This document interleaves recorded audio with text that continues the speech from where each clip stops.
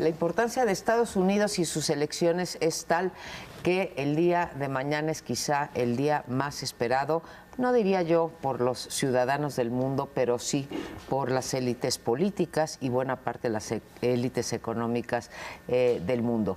Las encuestas pues dicen muchas cosas. El caso de Estados Unidos es muy particular porque no se puede medir, o sí se puede medir, pero no habla sobre quién será el ganador, el voto popular.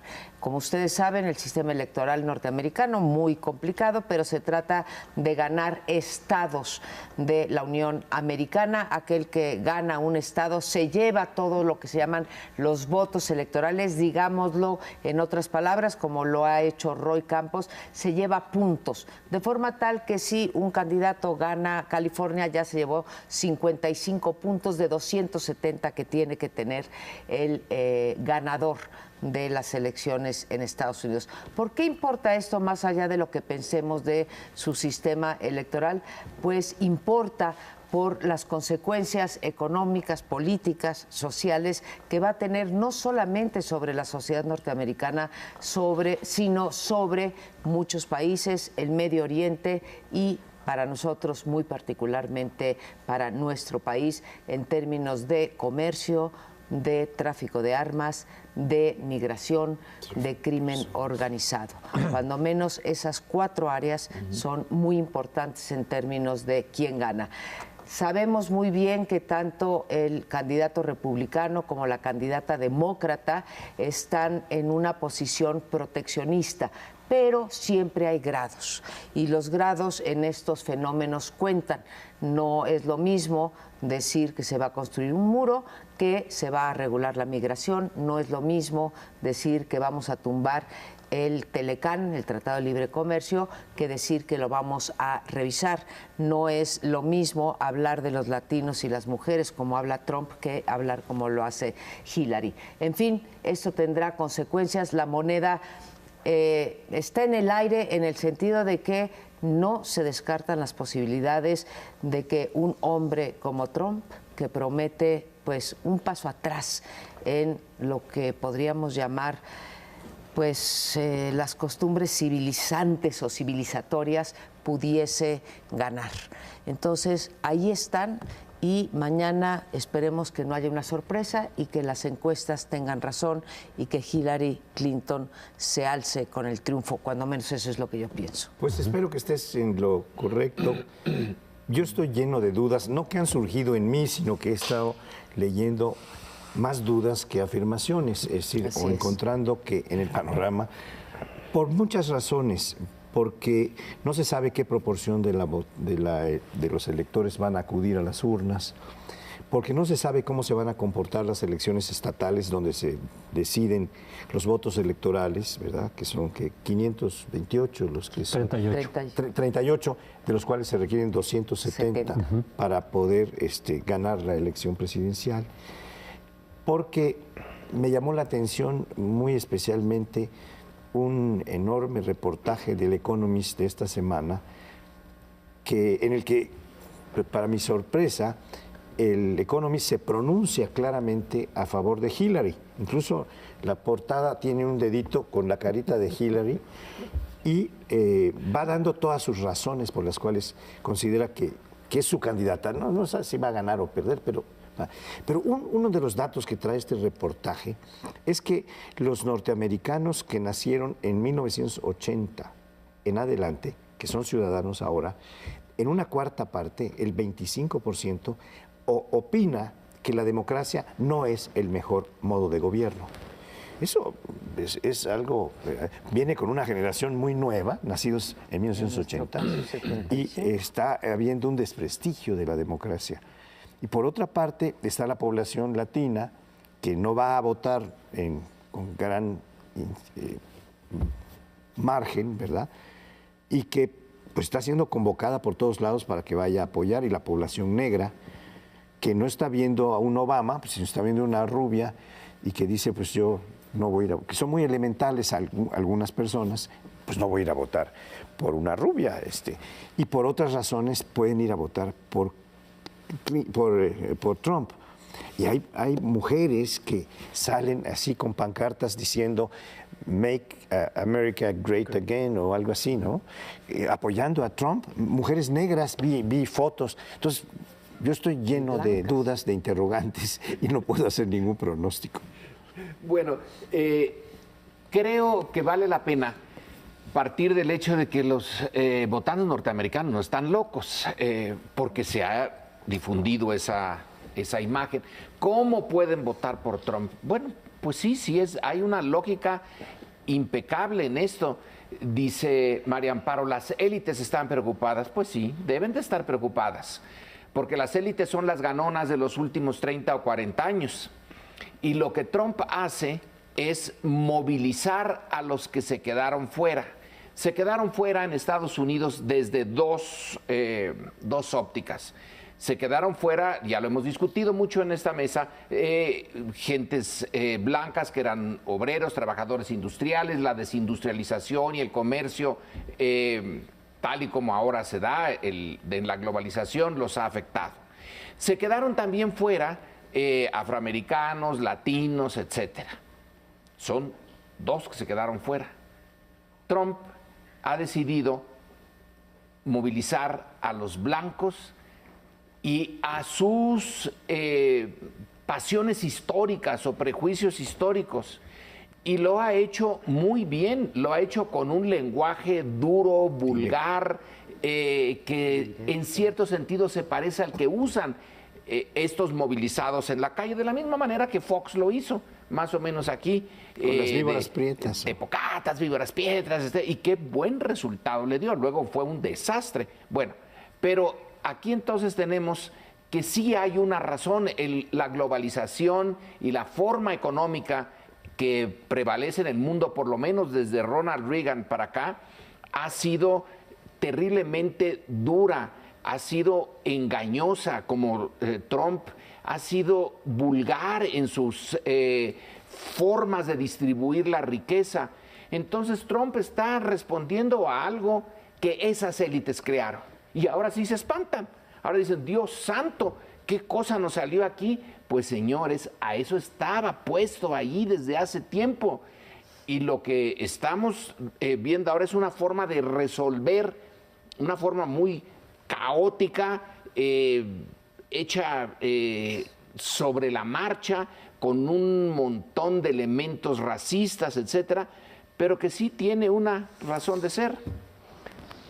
El voto de los latinos, que consideramos que es fundamental para que gane Hillary, aunque hay una buena porción de latinos y negros que están votando por Trump por diferentes razones.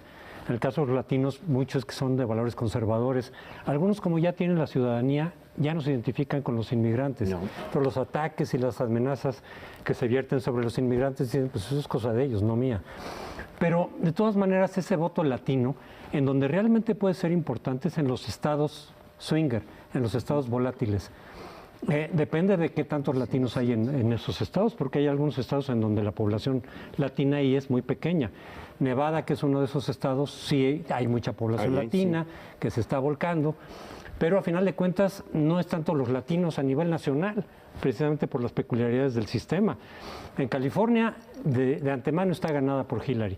California es demócrata, no siempre lo ha sido, pero en los últimos años sí. Ronald Reagan era. Ahí, por ejemplo, los votos de los republicanos ya no valen desde ahorita. Los republicanos de California, su voto ya no vale nada de antemano. Lo mismo en Texas con los votos de los demócratas. Ahí hay una buena cantidad de latinos cuyo voto, aunque voten demócrata, no va... Porque son solamente 2 estados de toda la nación que tienen un sistema distinto, donde los votos electorales se pueden distribuir a partir de la votación que tenga cada uno de los candidatos. Se puede distribuir proporcionalmente. Más o menos, por distritos. Sí, Maine y Nebraska. Ah, Maine y Nebraska, sí. Ah, creí que decías que California. Dije, no. Digo, hay 2 estados, son Maine y Nebraska, que son muy chicos, ¿eh? Pero no pinta, porque tienen 9 votos electorales entre total, los 2. Pero digo, esa fórmula permitiría de estar extendida a todo el país, que el voto de los republicanos en California les contaran de esos 55, los que sean. unos 15, 20. Y así sería más justo en ese sentido. Y ahí sí el voto de los latinos pesaría mucho en esos estados que ya están determinados para un lado o para el otro. Así es, o sea, lo que estás contándonos, sí, es la expresión de la falta de proporcionalidad que hay en el sistema norteamericano y que hace que grandes sectores de la población queden fuera de la representación o que ni siquiera, como dice claramente José Antonio, ¿para qué voy a votar en California si ya sé que esto es demócrata, ¿no? Entonces no tiene ningún sentido. Pero quiero agarrar una pelea con mi querido amigo y colega Lorenzo Meyer. Dice, no son tontos los ciudadanos, y no lo son, los electores, pero me dice, claro que tiene que estar preocupadas las élites, nos dices, porque pues ya llevan mucho tiempo, ¿sí?, agandallándose y creando esta situación en la que Trump puede explotar el miedo de los, hasta ahí estoy de acuerdo, pero lo que Trump les promete es tener unas élites todavía más concentradas, Lorenzo, y todavía más poderosas, unas élites económicas. Cuando Trump hace todas sus expresiones, porque hay que decirlo, han sido unas campañas, luego nos espantamos en México que no son propositivas. Aquí no ha habido más que insultos, descalificaciones, calumnias y el fact-checking. Es mentira, no importa, ¿sí? Llega el mensaje o no llega el mensaje. Pero lo que él está prometiendo es menos impuestos para los ricos, ¿sí?, más concentración del ingreso y gente como él, que me parece el anticristo de los valores liberales y demócratas, ¿no? Y democráticos. Entonces, las élites yo creo que están temblando, pero por razones distintas a las que tú dices, porque podemos tener enfrente a un loco, si ese loco no tuviera pesos y contrapesos suficientes en los Estados Unidos para frenar las poquitas cosas que nos ha prefigurado de su proyecto. Yo no digo que no tenga algo de locura, de la misma manera que la tenía Hitler, pero Hitler tenía hay una razón poderosísima para que haya surgido. Está la derrota de la Primera Guerra Mundial, que le cargaron a Alemania siendo que todos tuvieron la culpa. Segundo, la Gran Depresión y el montonal de gente que se quedó en la calle, la enorme inflación de Alemania. Que Hitler estaba un poco fuera de sus cabales, pero es el resentimiento, María Amparo, el resentimiento, más que el cálculo racional. Es el resentimiento de los que perdieron su empleo en Estados Unidos, de los que están viendo cómo disminuye su posición en la sociedad. Y esa voz del medio loco, es perfecta para ellos, su expresión de su odio, porque hay mucho odio ahí, hay un odio a las élites y ciertamente dice, no les voy a cobrar los impuestos que ustedes demócratas están proponiendo, pero miren, a la Ford Motor Company le voy a dar un trancazo que se va a acordar el resto de su historia, porque voy a hacer que cierre sus plantas en el exterior. Entonces son dos mensajes distintos. No voy a cobrar impuestos, que siempre les gustó a los norteamericanos que no les cobren impuestos a todos. Y luego, ahora ustedes, las grandes empresas traidoras, porque se fueron a México, se fueron a China, traicionaron a los norteamericanos, ahora lo pagan. Y ese resentimiento es lo que le está dando mucho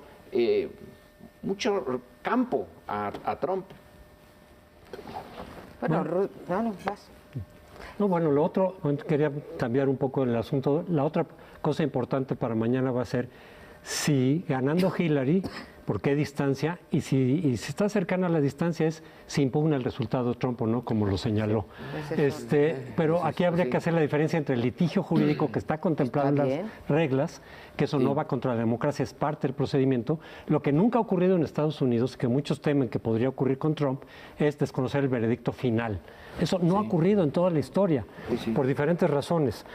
Yo no creo que Trump llegara a eso. A lo mejor impugnar si tiene sentido, solo si tiene sentido. Es decir, que en algunos de los estados volátiles haya empate técnico y que sus votos electorales puedan ser decisivos, como ocurrió en el año 2000. Si no es esa la situación, si con voto electoral Hillary rebasa con mucho, no va a tener sentido el litigio. Bueno, pues habría mucho más de qué hablar, pero ya sabe usted que mañana aquí en Canal 11 vamos a estar comentando todos las elecciones en los Estados Unidos. Nos vamos a un corte, volvemos en unos momentos. En esta segunda parte vamos a abordar también el tema de las élites, pero desde otra óptica. En estos días ha surgido una serie de cuestionamientos sobre el presidente del PAN y su declaración 3 de 3. Él dice, está bien hecha y probablemente en el estricto sentido de los términos sí está bien hecha. Pero salió el tema de otros ingresos y hay algo aquí que quiero poner sobre la mesa, que es la naturaleza de la forma de vida, de la educación y la forma de vida de estas élites. Anaya dice que, bueno, tiene sus 3 hijos estudiando en los Estados Unidos. Después supimos que esto le cuesta 1.900.000 pesos al año, nada más en la educación de estos hijos en una escuela privada de élite, aparentemente muy buena. Donde ya la cosa empieza a ser un poco extraña, y esa es la conversación que les propongo, es la justificación. Él dice, bueno, los mandé a Estados Unidos para que aprendan a apreciar y valorar a México. Ahí sí ya el salto es... mortal. Pues es un salto mortal. ¿Cuánto? ¿Por qué los mando afuera para que aprecien dice Anaya, porque así se darán cuenta de las cosas muy buenas que tenemos en México? En ese momento, uno puede entender que diga, pues porque tengo los recursos y no quiero que vayan a ser secuestrados, que vayan a sufrir la inseguridad. Las élites, estaba yo pensando, bueno, pues el propio hijo de Morelos, Juan Nepomuceno Almonte, lo llevaron a Estados Unidos en el siglo XIX y fue educado en una escuela privada norteamericana militarizada y luego llegó a México y bueno, pues ya sabemos, se identificó con el lado conservador y fue de los que le propusieron a Maximiliano el trono de México. No quiero decir con eso que todas las élites vayan por ese camino, pero sí propongo que discutamos esta enorme distancia que hay entre el que puede pagar 1.900.000 y los que no pueden. Y ¿se están formando en esa atmósfera quienes van a dirigir México o ya están formados así? Yo creo que ya están formados así y bueno, estudios que ya ahora no se leen, pero seguirán clásicos como Roderick Eykamp, que hablaba de las élites, ¿no? Y realmente las élites, bueno, no todas, ni siquiera diríamos la gran mayoría, pero una buena parte de las élites en este país se han formado, bueno, uno en escuelas privadas, sí, digamos, de los 60 para acá, sí, de los 60 para acá, y 2, preferentemente en el extranjero, ¿no? Podríamos sacar los porcentajes. Si lo vemos aspiracionalmente, Lorenzo, yo creo que si hiciéramos una encuesta y le dijéramos a la población, oiga, ¿a usted le gustaría educar a sus hijos en Estados Unidos? Creo que la gran mayoría, abrumadora mayoría, diría, sí, si pudiera los mandaría a estudiar inglés, etcétera, etcétera. El problema es que esto se combina, yo creo, en el caso de México, pues con el fenómeno de la corrupción. Yo no tengo objeción porque un líder del partido, porque un presidente, porque un secretario, ¿sí?, tenga dinero si los recursos fueron bien habidos, si está dispuesto a declararlos, ¿sí?, y que nosotros podamos, sobre todo esto último, hacer el seguimiento patrimonial.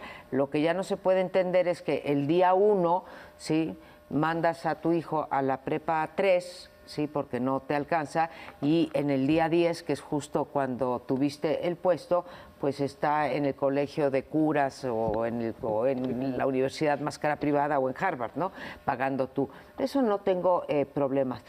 Y ¿cómo resolver esta cosa de no estigmatizar a estas personas? Habría que checar, en efecto, todo lo de Ricardo Anaya. El argumento que está dando es absurdo, sería mejor decir, porque allá puede tener una mejor educación que la que va a tener aquí. Más seguridad. Y más seguridad, y por eso creo.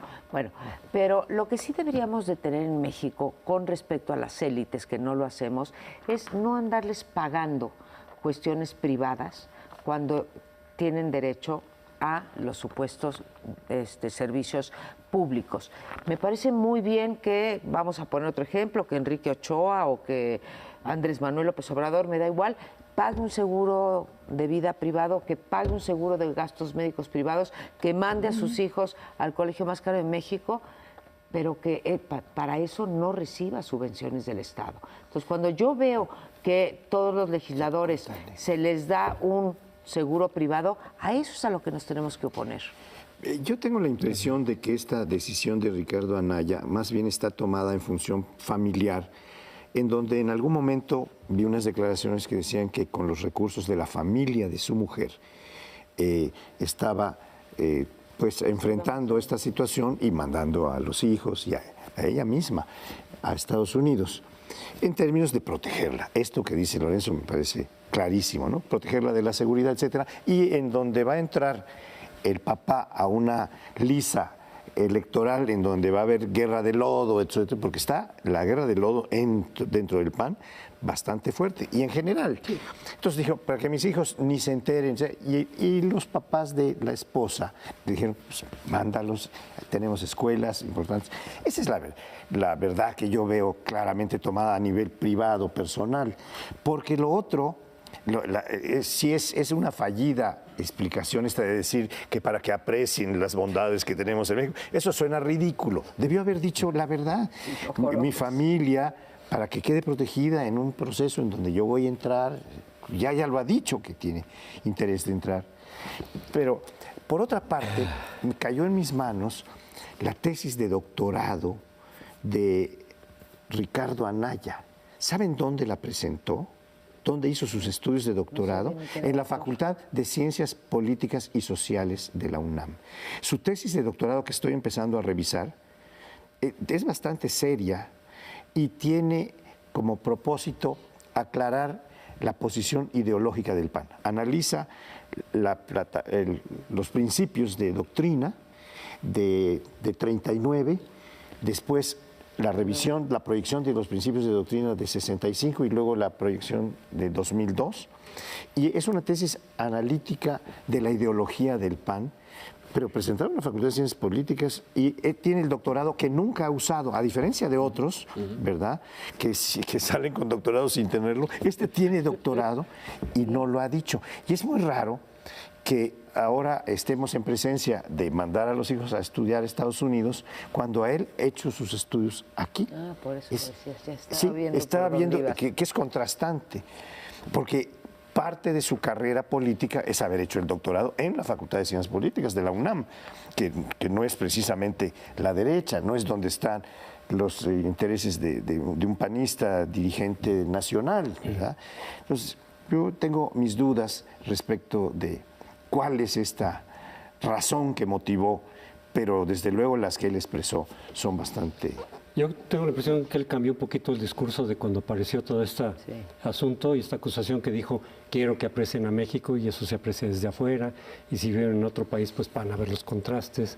Uno diría, bueno, pues a lo mejor van a decir, Estados Unidos todo funciona mal, la burocracia es pésima, regresémonos a México donde las cosas funcionan. Bueno, se presta a eso justamente, pero ha cambiado un poco el discurso. Porque hoy en la mañana ya no insistió en eso, hoy en la mañana dio varias entrevistas para aclarar, porque ya tenía la cosa, la revisión de que en la 3 de 3, en su declaración 3 de 3, sí había puesto todo lo que apareció, es decir, sus ingresos personales por otro lado, sus propiedades, etcétera. Entonces dicen, no, sí puse esto en el 3 de 3, por ahí no me pueden pegar. Pero dijo de lo de por qué se van los hijos para allá, insistió más en la educación. Dice, yo desde luego estoy dispuesto a gastar lo que sea, la mayor parte de mis ingresos en la educación de mis hijos. Esto es un valor, ¿no?, que la gente podría incluso respetar.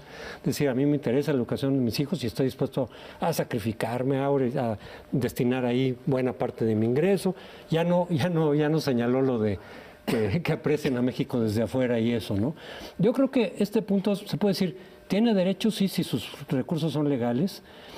Es legítimo, está bien, no es ilegal, nada de lo que está pasando, pero políticamente puede de todas maneras ser un golpe, porque la gente puede pensar precisamente, decir, bueno, pues es parte de las élites, está muy separada del conjunto de la población. Eso tal vez a un empresario no le importe mucho, pero los políticos de pronto se presentan como más cercanos a la gente, como que la gente los identifique más con su estilo de vida. Es parte casi del discurso político de todos los políticos. El señalarlo como alguien ya más distante, con privilegios, aunque sean bien habidos, pero sí lo pone como miembro de una élite muy, muy pequeña en México que se puede dar el lujo de mandar a sus hijos por la razón que haya sido, desde por cuestiones de seguridad.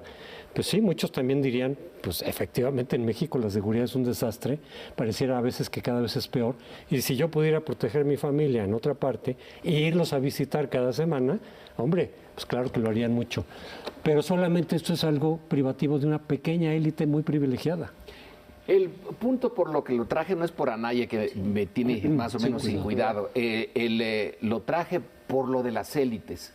Porque, por ejemplo, en Estados Unidos, ¿dónde se educan las élites? Pues en Estados Unidos. Ahora, se educan en las buenas universidades, la mayor parte de ellos, no todos. Pero los que tienen dinero, así como los Bush, se educan en las universidades de élite. Sí hay una distancia entre el norteamericano promedio y el de las élites, pero no tanta. ¿Dónde se educan las inglesas? En Oxford, en Cambridge, etcétera.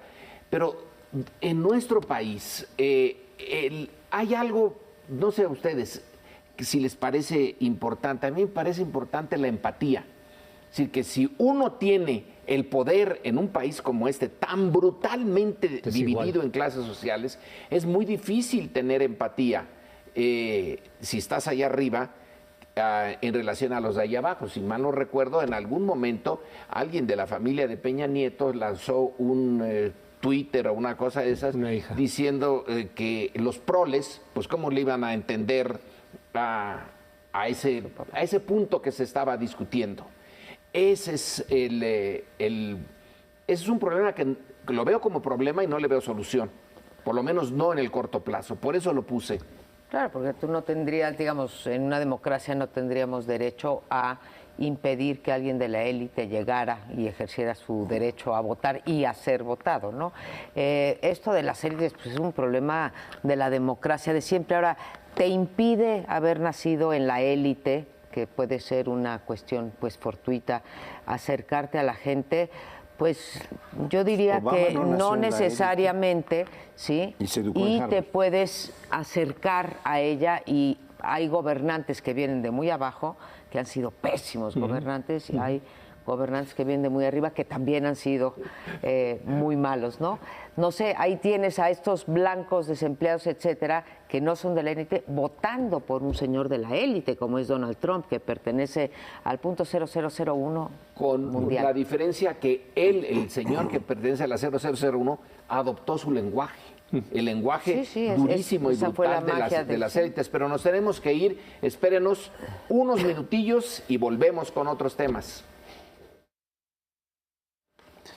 Vamos en este espacio a conversar otra vez sobre todas estas trapacerías que los gobernadores han estado haciendo. Hemos estado tocando el tema durante varias semanas, pero cada semana surgen nuevos acontecimientos, nuevas evidencias que incriminan a gobernadores de distintos partidos y que pues nos hacen obligatorio tratar esto, en alguna medida obligatorio. Nosotros escogemos los temas, pero creo que ahora, además del asunto del gobernador Duarte, que tratamos extensamente, ha surgido una cosa que es una rebelión en Veracruz de los municipios, que es la parte más débil del gobierno, la parte más pegada a las poblaciones, la que entrega los servicios básicos de diversos tipos a la población. Y estos municipios están rebelados porque no les entregan los recursos para poder atender sus necesidades en materia de seguridad, de limpieza, etcétera. ¿Qué ha pasado? Que 10 municipios han cerrado la puerta, han bajado la cortina, no podemos atender, no tenemos con qué hacerlo.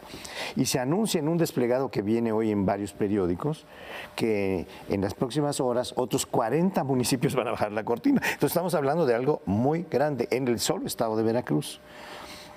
Y pues se denuncian una serie de trapacerías adicionales, pero voy a irme a otro gobernador porque ha surgido en Coahuila, que era un gobernador que habíamos dejado descuidado, más bien habíamos tratado de su hermano, el que fue gobernador anteriormente. El actual gobernador de Coahuila, Rubén Moreira, ha creado una empresa fantasma con un pequeño grupo de empleados suyos, a los que les paga poco, según dice la misma prensa, una empresa que tiene 15 giros a los que dedicarse: construcción, obtención de recursos, de permisos en el gobierno, desarrollo de cuestiones para fraccionamientos, en fin, es realmente una empresa gigantesca que presta este tipo de servicios, aparentemente. Y les ha pagado, este año ha cobrado 24 millones, pero en años anteriores llega a 170 y tantos millones. Es una de las cosas que ha surgido. Y por otra parte está un gobierno en el que hemos puesto poca atención, pero yo personalmente he tenido el reclamo de algunas personas en la calle que me dicen, oiga, ¿por qué? Y sobre todo estando en Mérida, ¿por qué han dejado de tratar las trapacerías que hace o que hizo el gobernador Borge? Las han olvidado porque están dedicados a Veracruz y a Chihuahua y a Coahuila, y ahora tienen que tratar lo de porque ahí hay enormes déficits y de enormes huellas de delitos que no están siendo, como que los escándalos mayores tapan a los escándalos que no son tan grandes en términos proporcionales, pero para la población de la península son lacerantes. Entonces yo les dejo el tema. Bueno, la Auditoría Superior de la Federación ya nos ha dicho que ellos descubrieron todas estas trapacerías, como les llamas, que eso porque somos muy decentes, podíamos decir, usar otros vocablos. ¿Por qué no estamos pensando desde que despertamos? Sí, en lo que pensamos desde que despertamos, en cómo nos han hecho estas trapacerías. Allí están ya las cifras y de hace tiempo y las denuncias. Entonces, esto de los gobernadores, de esta partida de gobernadores, tanto priistas, que la mayoría lo son, como el panista de Sonora. De Sonora, ya lo sabe quien tiene la responsabilidad superior y al que le reporta la auditoría superior, y que tienen todo para que la Procuraduría entre a hacer su labor. Pero es una Procuraduría que se quedó pasmada, vamos a usar otra palabra que el diccionario aprueba, pero se podrían usar otras. Entonces hay ahí una red de complicidades y hay una red de responsabilidades. No es nada más el gobernador de Coahuila o de Veracruz, es un caso atípico. Según la auditoría nos dice que nunca había visto robar de esa manera tan absolutamente escandalosa. Sí. Pero que esto ya se sabía. Entonces, ¿por qué el gobierno federal siguió mandando los recursos? ¿Por qué? Debe de haber una razón muy lógica. Y esa razón es esa en que se levantan pensando no en amolar al país, pero sí en proteger sus intereses, ya sea que necesiten recursos para las elecciones o recursos ya para su ahorro personal y poder mandar a sus hijos a muy buenas escuelas de aquí al siglo XXII. Yo creo que para regresar a tu tema de las élites, Lorenzo, yo creo que es su cosa aspiracional decir, ahora sí, si robo mucho y tengo mucho dinero, me voy a poder comprar un rancho en Valle de Bravo, como fue el caso de él, y voy a pertenecer a las élites. No, se necesita mucho más que dinero para pertenecer a las élites, así que si es por eso, pues, en fin. Pero ahí está, ese es el principio, sí, el dinero sí compra muchas cosas, ¿no? En todo caso, a mí lo que me parece bien de lo que está ocurriendo ahora, porque creo que Borge no ha sido descuidado, hay investigaciones muy importantes sobre las redes de corrupción de Borge. Bueno, ahora, por esto mismo que dice el auditor Portal, nunca había visto tal la magnitud, ¿no?, con la que ha robado o ha desviado, porque no habla de robo, ha desviado recursos el gobernador en fuga. No, el gobernador en fuga, o sea, de Duarte. Ahora, lo que me parece saludable, si sabemos tomar la oportunidad, es que estamos viendo que no son individuos, ¿sí?, que roban, son verdaderas redes de corrupción con modus operandi muy precisos, y por eso se habla de que en México hay corrupción, digamos, sistema, ¿no? La corrupción no está en el sistema es la corrupción. Y de repente ponemos, como ponías tú hace rato, sé en qué sentido lo decías, Pauli, no te malentiendo, a los municipios como víctimas, ¿sí? Pero si nos vamos por los 2.400 y tantos presidentes municipales, la corrupción allá adentro es brutal, ¿sí? Cada quien roba a su nivel y cada quien le roba a quien puede, ¿no? Entonces, sí, son los más cercanos a la población y por lo tanto les roba directamente a la población. Si pudiéramos realmente tomar, como tú dices, la PGR, que es finalmente la responsable, el último eslabón de la cadena antes del juez, ¿no? Sí. Que también tenemos que ver el Poder Judicial, porque vaya que si se cuecen habas allí, pero que comprendamos que esto de la corrupción, ¿sí?, se da con el contubernio de autoridades municipales, federales y estatales, o a poco nos vamos a creer que a Duarte el gobierno federal no sabía nada de estos delitos federales que estaba cometiendo Duarte. Entonces, ojalá y se aproveche, no nada más metiendo a alguien en la cárcel, sino impidiendo estas redes de corrupción. Es lo que veo, todo este asunto, como muchos otros que hemos tenido en varios años, lo que nos refleja es la ausencia de democracia en México todavía, porque si algo hemos avanzado en democracia a nivel federal, pues con cierta autonomía del Congreso, aunque a veces son muy complacientes todos, de toda la oposición. La Suprema Corte de pronto algo de autonomía ha cobrado, de pronto toma algunas decisiones que pueden ir despejando el terreno para avanzar en asuntos importantes para el país, pero a nivel local, que a final de cuentas toda la gente vive en alguna circunscripción local, en algún estado, ahí no vemos avances casi de nada. Casi estamos, aunque haya oposición y haya alternancia. A final de cuentas, los gobernadores controlan los congresos, que son los que tendrían que detenerlos y frenarlos y pedirles cuenta, pero están controlados absolutamente por los gobernadores. Las instituciones de justicia, de transparencia, todo está controlado en cada estado, en mayor o menor medida, digamos, entre un estado y otro, pero fundamentalmente decir, pues ahí no ha pasado la democracia en absoluto, solamente la simulación de democracia a través de las alternancias. Pero ahí queda, es una cuestión simbólica, casi. Toda la estructura hacia abajo no es nada. Y a nivel federal, que es entonces donde de pronto tienen que intervenir, pues también está esta complicidad, porque a final de cuentas se sabía, la auditoría lo ha dicho, desde cuándo estamos diciendo que estaba pasando esto. Entonces quiere decir que cuando intervienen, ya finalmente para tratar de llamar a cuentas a alguno, son criterios esencialmente políticos todavía. Son de amistades o no amistades. A veces se aplica la ley contra los enemigos o adversarios políticos, con los amigos los proteges, a alguno quizá de ahí lo tienes que sacrificar, pero también por criterios políticos. Es una cuestión sistémica, no solo de los gobiernos estatales, sino que desde luego parte del gobierno federal. Y se supone que eso es lo que queremos desmantelar a través del Sistema Nacional Anticorrupción. Es el esfuerzo, a ver si no lo desvirtúan, porque tienen la capacidad de desvirtuarlo rápidamente. Yo creo que estamos en presencia de una situación que valdría la pena analizar en plan un poco más amplio e integral y no concentrándonos solamente en algunos gobernadores. Como explicación política, ¿cómo recupera el PRI la presidencia de la República? A través de los gobernadores.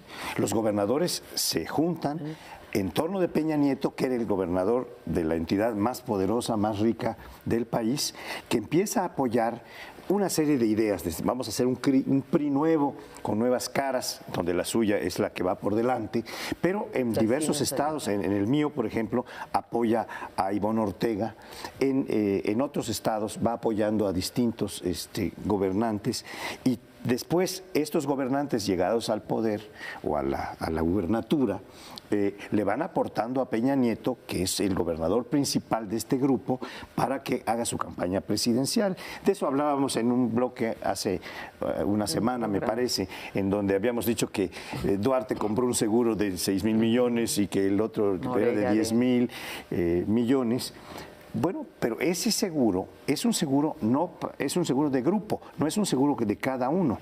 Es un seguro para decir, te voy a proteger hasta la impunidad para que tú recuperes lo que me has dado y también para que te lleves a tu patrimonio personal. Copeteado. Sí, Copeteadito, claro, no. Es una inversión que tiene que ser productiva, María Amparo, no es una cuestión de resarcirse de un pequeño patrimonio, es cuestión de hacer ahora sí uno grande. Entonces, esta parece ser la explicación política de un grupo que llega al poder de nuevo y entonces se vuelve a servir del poder para aprovisionarse de recursos públicos y hacer grandes su patrimonio privado. Esta fue la joven y nueva generación, ¿verdad? Sí, el Borge, el Duarte, el Peña, pues sí. Está grueso, son los jóvenes. Pero nos tenemos que ir, con pena nos despedimos de la nueva generación, porque México se está despidiendo de ellos. Hasta otro bloque. No de nosotros, nos volvemos a ver. Bueno, en el primer segmento hablamos de la sucesión presidencial en Estados Unidos, porque es lo más inmediato, pero aquí continúa la sucesión presidencial en México hacia el 2018. Se siguen dando movimientos, se siguen abriendo evaluaciones muy preliminares, pero que más o menos nos van diciendo por dónde pueden ir las cosas. Y hoy fue publicada una encuesta precisamente con ese motivo de ver cómo están colocados los precandidatos o los candidatos que ya están definidos rumbo al 2018. Y aparece Margarita Zavala en primer lugar, no es la primera vez que eso sucede, seguido por Andrés Manuel López Obrador y muy abajo el PRI. No es la primera vez que aparece el PRI ya como en tercer lugar, casi con cualquier candidato, incluso los candidatos más conocidos o los que están mejor posicionados en las encuestas no están jugando hoy por hoy. Puede pasar muchas cosas en los próximos meses, desde luego, falta mucho, pero más o menos se va perfilando. En todo caso, lo que se refleja en las encuestas de ahora, así lo asumimos, es lo que está pasando en cuanto a la posición de los distintos partidos o precandidatos. En el PAN, aunque hay, ya lo hemos platicado, la posibilidad de una ruptura, la posibilidad de un desencuentro que pudiera quitarle sus posibilidades, pero hoy por hoy como partido, con Margarita a la cabeza, que es a final de cuentas la que tiene mejor posibilidad dentro del PAN, puede competir. O sea, la competencia que hoy por hoy se vislumbra más claramente es López Obrador contra alguien del PAN, en particular con Margarita Zavala, si es que no se divide el PAN, porque en ese sentido igual se va para abajo, a lo mejor el PRI es el que logra subir. Y del PRI, pues sí, hoy por hoy se le ve muy abajo con cualquier candidato. No se vislumbra qué candidato podría, de los del PRI, no dividir al partido, porque también ahí existe el riesgo de una división, de un desencuentro, de un malestar dentro del PRI, ya ha pasado y casi siempre es preliminar a sus derrotas que ha tenido en 2 ocasiones, y que pueda ganar. Es decir, que no divida al partido y que además realmente sea competitivo para ganarle ese lugar al PAN de competir contra López Obrador, porque a mí me parece muy difícil que López Obrador no esté en la final. Va a estar en la final entre el primero y segundo lugar, salvo que también pase quién sabe qué cosa. Entonces, el PAN y el PRI se están disputando ese segundo lugar, o ese lugar para enfrentar a López Obrador. José Antonio, me asombra que no hayas tratado al PRD. No tiene posibilidad, como partido no tiene posibilidad. No está. Es que ese es otro elemento interesante del 2018. Sí. La energía se nos va en esto de si Zavala y López Obrador, etcétera. Y ya damos por pasado a mejor vida en función de la presidencia, no de los estados, ni del Congreso, al PRI. Que puede volverse a refugiar en donde estuvo un tiempecillo para volver a salir, porque nuestra suerte puede ser tan mala que hasta eso nos ocurra. Pero el PRD era la posibilidad de una transformación desde la izquierda, desde la civilidad de las elecciones, a raíz de lo de 1988, de 88 acá, ¿qué llevamos? 27 años. No, 30. Ya cumplió, 27, ya cumplió 25 desde el 89, 26, sí. Desde el 89, que es cuando desde el 89, se funda el PRD. 89. Sí, 27. Más de 25 años, sí. Qué rápido pasa, qué decadencia tan espectacular. A mí ese es el otro punto que me llama la atención del 2018, que ese partido que sí tenía una ideología, tenía una base moral y la ganó a base de golpes, de muertos, de sacrificios, y ahora es la nada. También eso tenemos que ponerlo en el 2018, a la cuenta del 2018. El PRD aparece en esta encuesta que comenta ahora José Antonio Crespo, en particular la del Universal, pero pues realmente no pinta en el panorama general, no pinta para poder llegar ni en primero ni en segundo lugar. Sí pinta, sin embargo, como voto útil, sí pinta para inclinar balanzas, ¿no? Y tendrá ahí su fracción muy disminuida en el Congreso. Lo que sí sabemos es que yo coincido con José Antonio, del único que sabemos que va a estar en la boleta presidencial y con muy buenas posibilidades es Andrés Manuel López Obrador. El partido de Andrés Manuel López Obrador no enfrenta la posibilidad de dividirse, ¿sí? Ni de pelear por prácticamente por nada, ni por cuotas de poder. No va a empezar esto de que si no me das 2 curules en el Senado, entonces me voy, ni nada. Ahí se va a mover todo de manera disciplinada y sin fracturas y etcétera. Entonces tiene esa gran ventaja. Tiene la desventaja que no hay una discusión, un debate público rico al interior de que pueda contrastar las posiciones. Ahora, sí parece que viene el segundo madrazo. No lo digo en términos de Roberto, ¿te refieres? No. Me refiero a Roberto, sí. Claro. El segundo madrazo, porque pues el PRI a todas luces aparece en el tercer lugar. No importa dónde busques, ¿sí? Debajo de las piedras, pues está realmente junto con el presidente, baja el presidente su popularidad y baja el PRI el afecto por parte o la preferencia por parte de los votantes. Como tú dices, no tiene mucho sentido hablar ahorita de las elecciones porque pueden pasar tantas cosas. En 2 años puede aparecer desde un Trump, en fin, pero le vamos tomando el pulso, digamos, pero ¿no? sí estamos tomando el pulso y lo peor es que se ha ganado a pulso digamos, este descenso al tercer lugar, tanto en términos del desempeño del gobierno como de las cosas que ha dejado de hacer, como la lucha que él dijo anticorrupción o el cambio en la estrategia de seguridad. Entonces, pues, bueno, yo creo bien que ganado. Lo que revela esta encuesta a la que aludía José Antonio es muy claro para mí, es la derrota total del PRD y el encumbramiento de López Obrador, porque está siendo la figura protagónica con mayor capacidad política para ser candidato presidencial, independientemente de cualquier detalle. Esto está claro. Es un eclipse, el PRD queda abajo y el que sube es López Obrador, llevándose una buena parte de lo que fue el apoyo de las bases sociales a la izquierda, se las lleva López Obrador. Pero ¿qué está pensando el PRD? Es interesante plantear una hipótesis, bueno, yo creo que es interesante. El PRD está planteando hacer una coalición, muy probablemente con el PAN, para que ninguno de estos 3 que hemos mencionado, Margarita, Ricardo Anaya o que ha mencionado la gente, o Moreno Valle, sea el candidato, sino que sea alguien que tenga una capacidad mayor, una limpieza, no vinculado estrictamente a ningún partido, y puedan lanzar un candidato de coalición que pueda, eso es lo que están pensando, porque no van a poder poner uno suyo.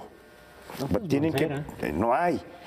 Bueno, no, lo de Mancera se ha ido apagando, creo yo. Es aparentemente el que tiene más, pero tiene muy poco. Están pensando en algo mucho más grande. No me atrevo a mencionar nombres, sé que están circulando varios, pero eso es lo que están pensando. Para poder derrotar, no al PRI, que el PRI parece ya derrotado, sino a López Obrador, hay que tener un gallo que le dé la pelea y que tenga un prestigio, que tenga una convocatoria, que tenga un carisma, que pueda hacer que y entonces decirle a los 3 panistas que quieren ser, échense para atrás, ya les tocarán otras cosas, pero ahorita vámonos por uno. Creo que esa es la hipótesis que está trabajando o que está pensando gente, pues no sé, como Agustín Basabe, nuestro amigo. Sí, tal vez varios estén pensando eso en el PRD, no todos, porque una parte del PRD, yo creo que importante, se va a ir con López Obrador, sin lugar a dudas. Hay mucha gente que se está manifestando en sus declaraciones, en sus posiciones, que se van a ir con López Obrador como una opción de gobierno que puede ganar de izquierda.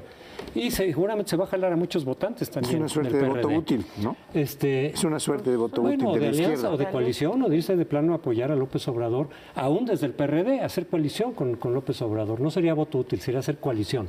Hay mucha gente dentro del PRD que por ahí va.